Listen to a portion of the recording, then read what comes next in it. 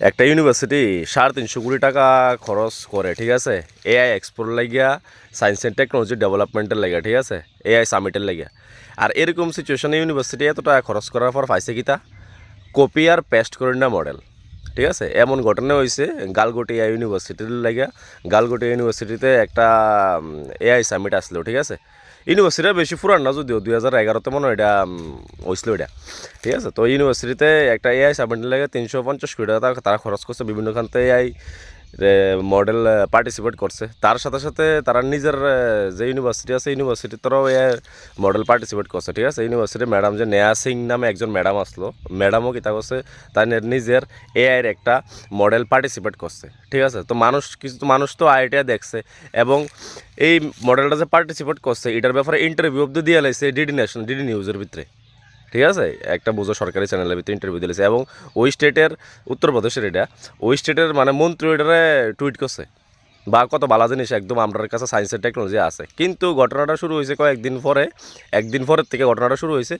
এনে যারা এক্সপোর ভিতরে আসলো তারা কয়েকজন এখান থেকে এটার ফটো লিয়ে মডেল টডেলে বালা করে ছবি টবি লিয়ে এটা তদন্ত করার পর দেখে এটা চায়নার একটা রোবট, যেটা অলরেডি আছে, যেটা তোমার প্রায় 2 লাখ থেকে 3 লাখ টাকার ভিতরে পড়ে।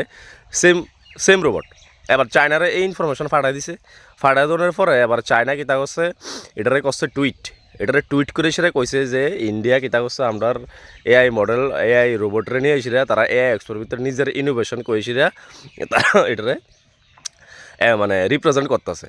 তো এবার চিন্তা করো, সায়েন্স অ্যান্ড টেকনোলজির নামে আমরা কিতাব পাইতেছি কপি পেস্ট স্কুলের ভিতরে, অথবা যে কোনো জায়গার ভিতরে স্কুলের ভিতরে দেখো যে সময় সায়েন্স ফেয়ার হয়, এই সময় 20টা মডেল নিলে মনে করে এর থেকে 18টা 19টা কপি পেস্ট ফেসবুক মানে ইউটিউব, এরপরে তোমার গুগল দেখে সেটা কপি পেস্ট চলে।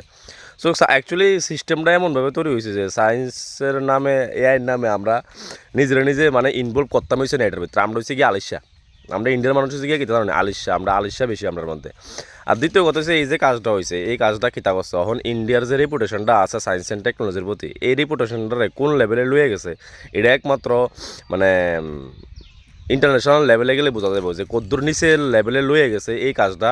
এখন চায়নার তারা কিতা করবো জানো, এখন চায়নার তারা আছে না, আমরার উপরে হাসবো, যে কোনো ব্যাপার আমরার উপরে হাসবো, কোনো কিছু হইলে আছে না করবো আমরা থেকে সব কিছু নিয়ে আসি, তোমরা নিজে ডেভেলপ করতেছো, ঠিক আছে না। এই সব জিনিস এটি মানে কিতা কইতাম, মানে ধর এত বড় একটা ইউনিভার্সিটি এই কাজ করবো, এটা মানে ভাববা পারা যায় না এটা।